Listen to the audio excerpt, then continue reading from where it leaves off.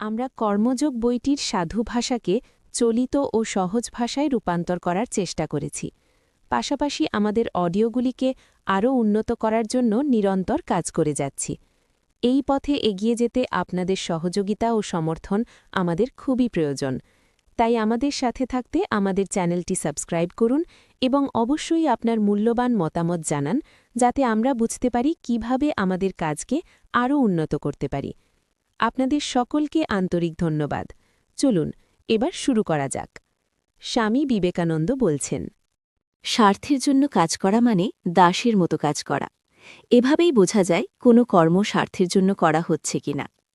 প্রেমের সহিত হয়ে কোনো কাজ করলে তাতে সুখের অনুভূতি আসে।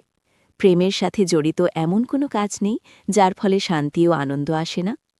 প্রকৃত সত্তা, প্রকৃত জ্ঞান এবং প্রকৃত প্রেম অনন্তকালের জন্য পরস্পর সম্বন্ধযুক্ত। এরা একে তিন রূপ। যেখানে একটি আছে সেখানে অপর দুটি অবশ্যই থাকবে। এরা সেই অদ্বিতীয় সচ্চিদানন্দের ত্রিভিদ রূপ। যখন সেই সত্তা আপেক্ষিক ভাব ধারণ করে তখন আমরা তাকে জগতের রূপে দেখতে পাই। সেই জ্ঞান আবার জাগতিক বস্তু বিষয়ক জ্ঞানে পরিবর্তিত হয়, আর সেই আনন্দই মানুষের হৃদয়ে সবচেয়ে গভীর ভালোবাসার ভিত্তি হয়ে ওঠে। অতএব প্রকৃত প্রেম কখনো প্রেমিক বা প্রেমাস্পদ কারও দুঃখের কারণ হতে পারে না।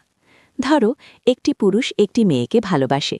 সে তাকে সম্পূর্ণভাবে নিজের করে পেতে চায়। মেয়েটির প্রতিটি গতিবিধি নিয়ে তার মনে ঈর্ষা জন্মায়। সে চায় মেয়েটি তার কাছে বসুক, তার কাছে দাঁড়াক, তার ইঙ্গিতে খাওয়া দাওয়া চলাফেরা সবকিছু করুক। সে আসলে ওই মেয়েটির কৃতদাস হয়ে যায় এবং মেয়েটিকেও নিজের দাসী করে রাখতে চায়। এটি ভালোবাসা নয়, এটি এক প্রকার দাসসুলভ অনুরাগের বিকার।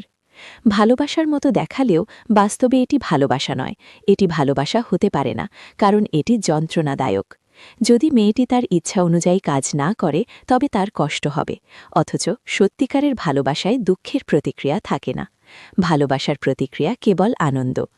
ভালোবাসা যদি আনন্দ না দেয় তবে তা ভালোবাসা নয়। আমরা অনেক সময় অন্য কিছুকে ভুল করে ভালোবাসা বলে মনে করি। যখন তুমি তোমার স্বামীকে, স্ত্রীকে, পুত্রকন্যাকে, সমস্ত পৃথিবীকে এমনভাবে ভালোবাসতে পারবে যে সেখানে কোনো দুঃখ, ঈর্ষা বা স্বার্থপরতার প্রতিক্রিয়া থাকবে না, তখনই তুমি প্রকৃত অর্থে অনাসক্ত হতে পারবে।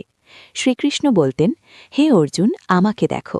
আমি যদি এক মুহূর্ত কর্ম থেকে বিরত হই তবে সমগ্র জগৎ ধ্বংস হয়ে যাবে। কর্ম করে আমার কোনো লাভ নেই। আমি জগতের একমাত্র প্রভু। তবু আমি কর্ম করি কেন? কারণ আমি জগৎকে ভালোবাসি। ঈশ্বর ভালোবাসেন বলেই তিনি অনাসক্ত।